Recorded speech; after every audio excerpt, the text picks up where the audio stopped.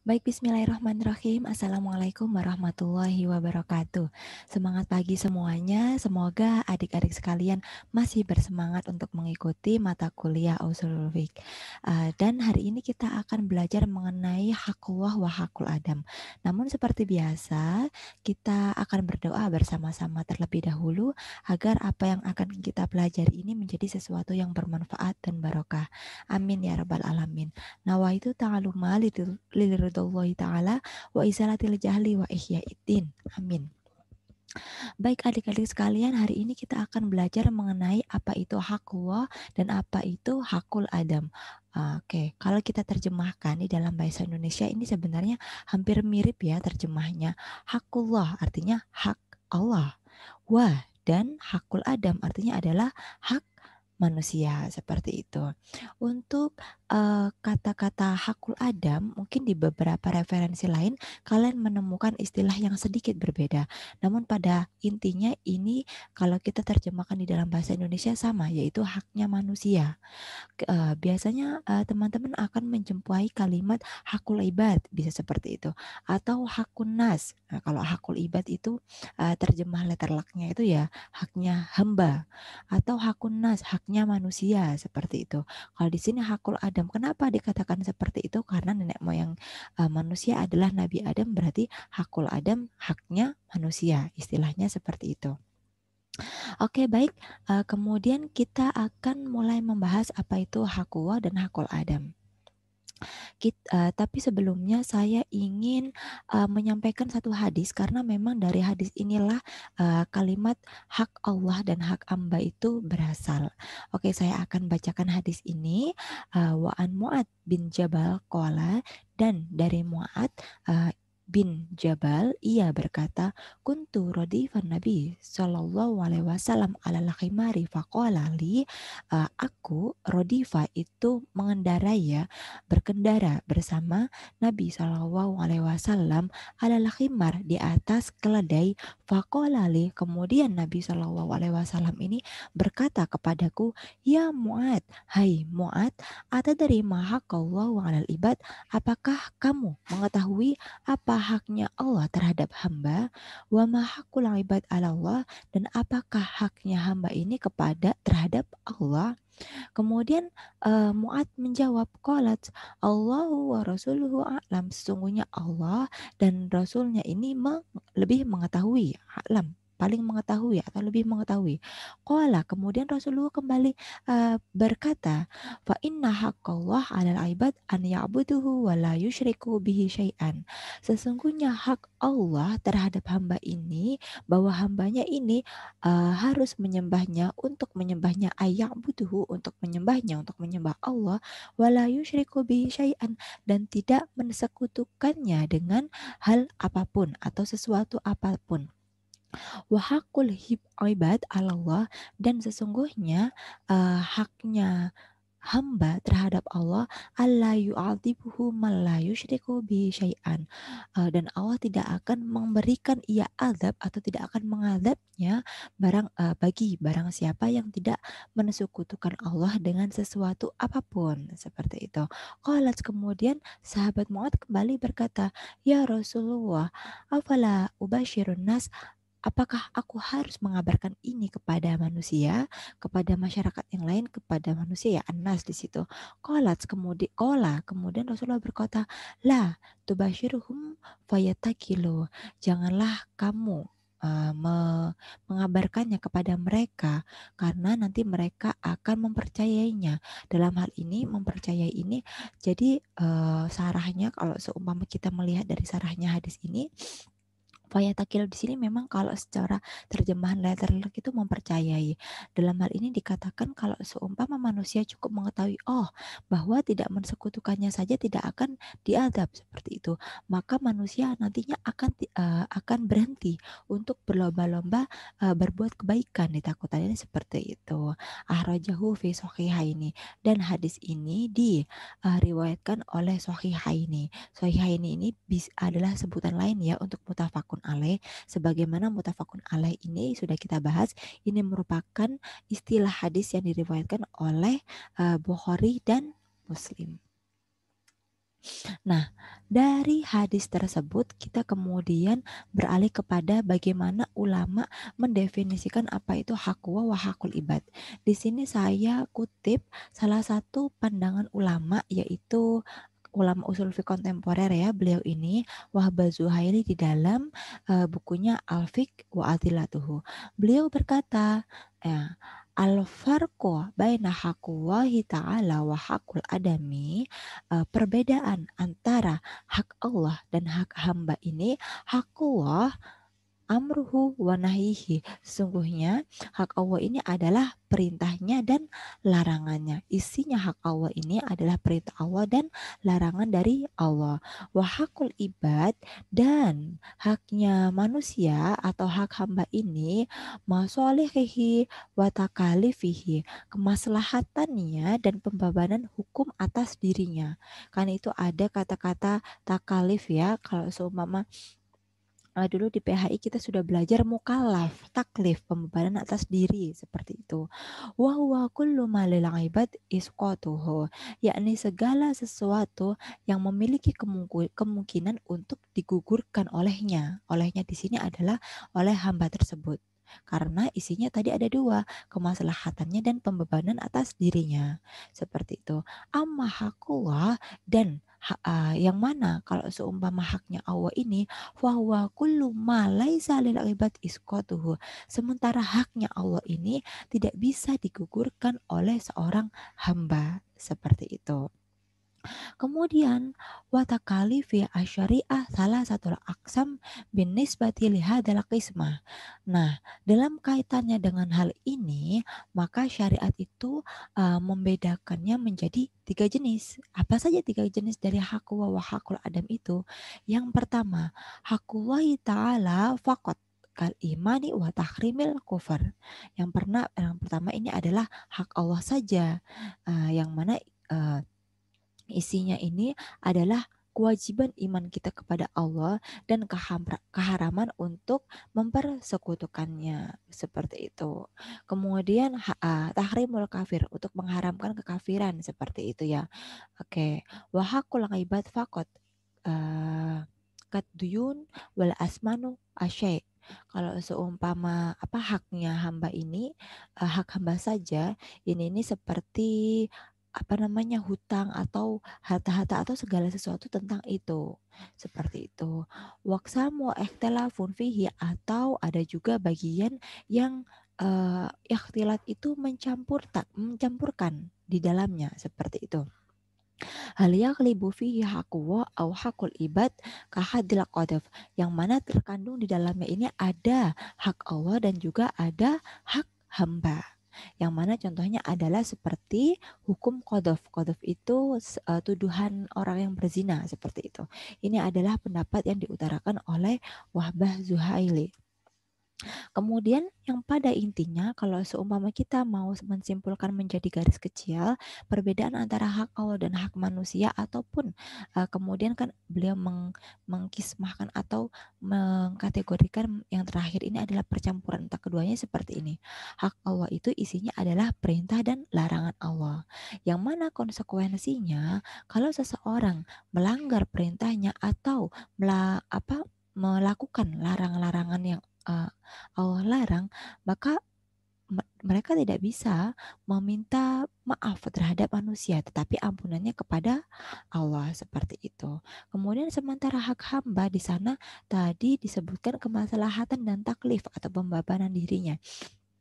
Oleh itu konsekuensinya maka dia bisa digugurkan atau dibatalkan karena untuk oleh manusia, seperti itu. Karena memang fungsinya untuk kemaslahatan mereka dan untuk pembebanan. Dan kemudian apabila kita melihat esensi dari hal tersebut, itu isinya ada perintah dan larangan Allah, kemudian di dalam isinya juga ada kemaslahatan dan taklif bagi manusia, maka disitulah yang kita sebut ada ikhtilatu baina haqwa wal haqul ibad. Ada percampuran di dalamnya antara hak Allah dan hak manusia, seperti itu. Nah, kemudian apa konsekuensi hukumnya? Nah, sebelum kita beranjak ke konsekuensi hukum, mari kita pahami terlebih dahulu dan kita contohkan langsung kepada nas-nas yang berhubungan dengan hak Allah dan hakul ibad.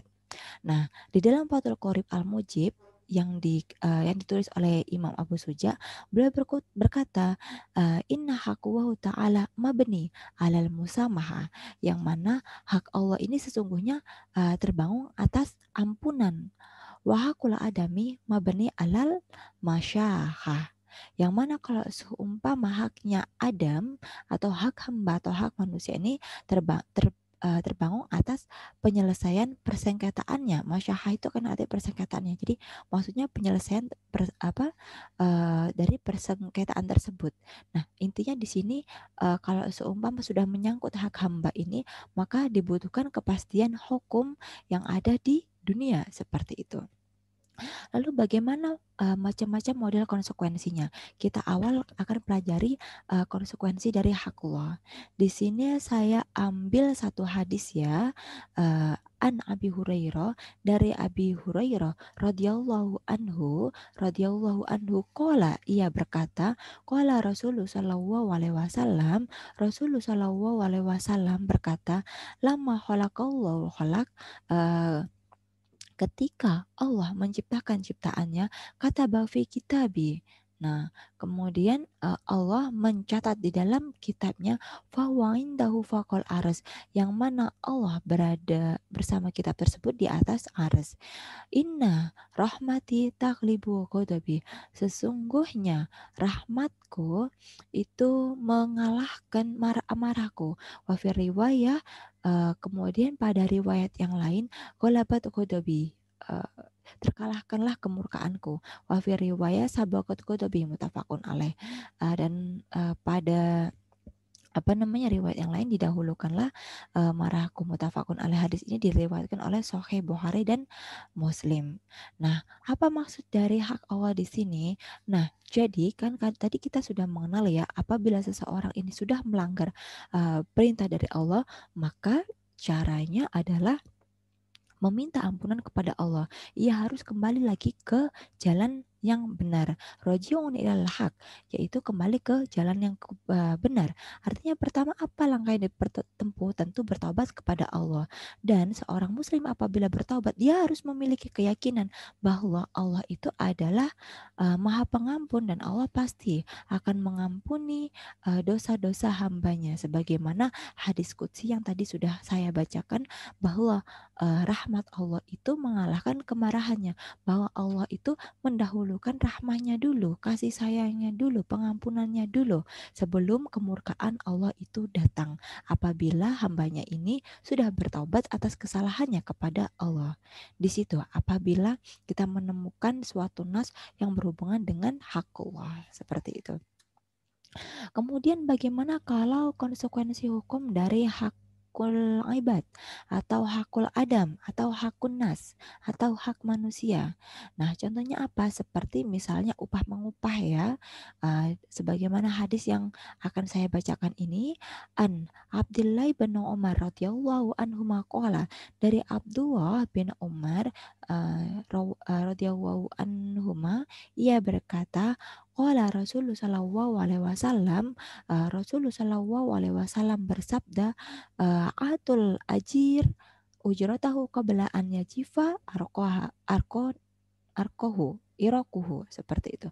Berilah atau aliajir, belilah seorang pekerja itu ujrahu, upahnya, sebelum mengering keringatnya.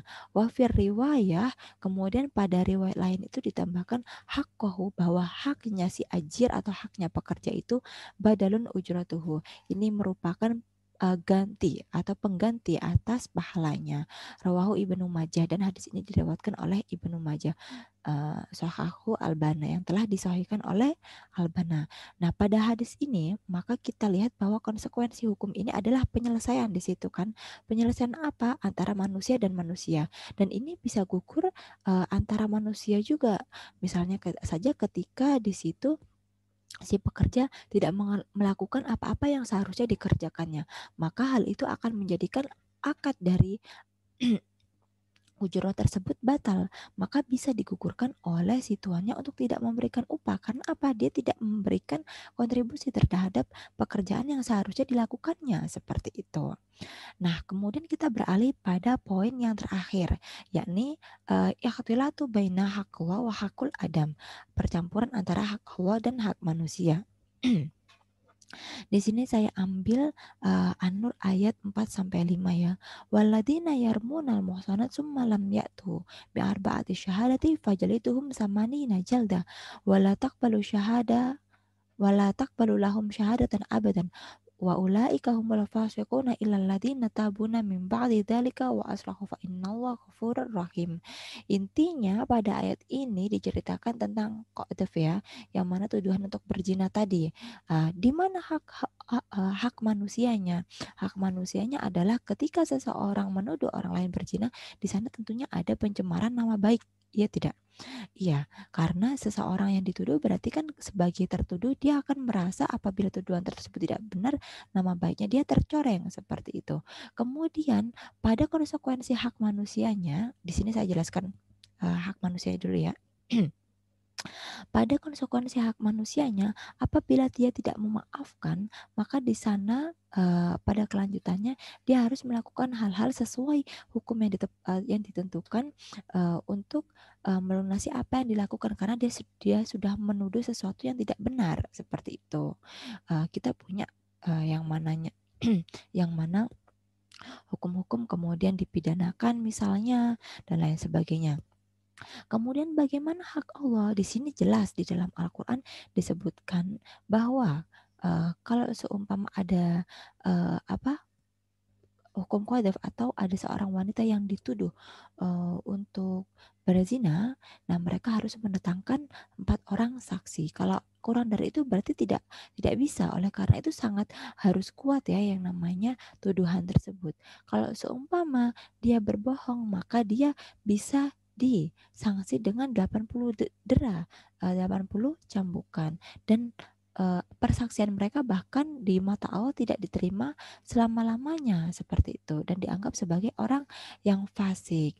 Tetapi kemudian pada konsekuensi dari hak Allah di situ, apabila ia bertaubat dan memperbaiki dirinya, sesungguhnya Allah Maha Pengampun lagi Maha Penyayang. Baik, semoga beberapa hal ini sudah kalian bisa bedakan ya antara hakullah, hakun nas, dan kemudian ikhtilatu baina haqqu wal hakun nas.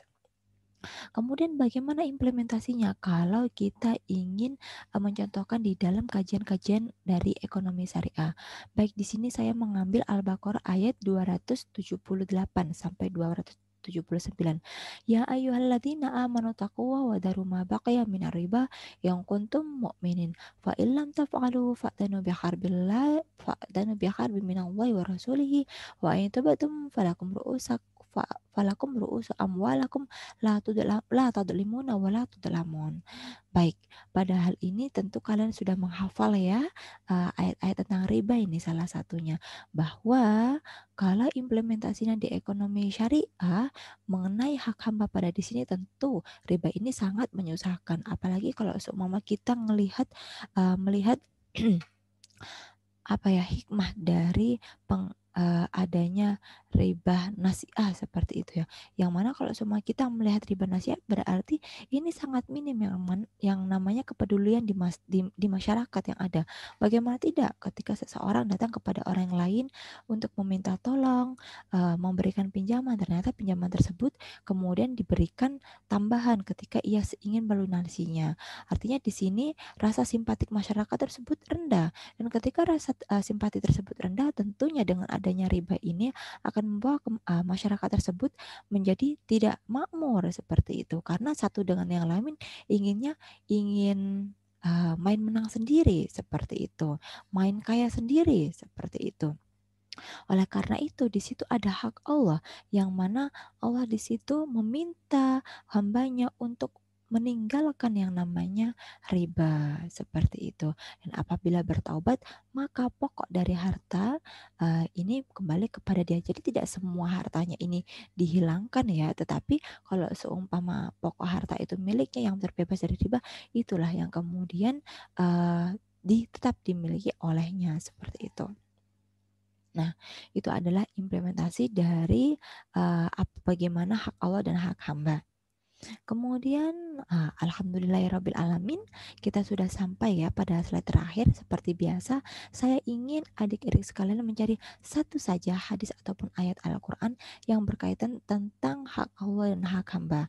Kalau seumpama kalian agak kesulitan untuk menuliskan di kolom komentar, bisa kalian sertakan ayat dan suratnya apa, atau hadisnya siapa, kemudian nomor hadisnya apa, seperti itu. Atau terjemah dari hadisnya, kemudian kalian berikan penjelasan apa inikah apa ini hak Allah ataupun hak hamba, atau keduanya, seperti itu. Dan apabila sudah disebutkan demikian, kalian bisa sedikit menceritakan kenapa kalian menganggap ini adalah hak Allah dan atau kenapa ini adalah hak hamba. Seperti itu ya adik-adik sekalian. Baik, alhamdulillahirabbil alamin. Marilah kita akhiri ya materi kita pada hari ini dengan bacaan alhamdulillah. Alhamdulillahirabbil alamin. Allahumma nafa'na bima 'allamtana wa 'allimna ma yanfa'una warzuqna uluman tanfa'una. Terima kasih. Wassalamualaikum warahmatullahi wabarakatuh.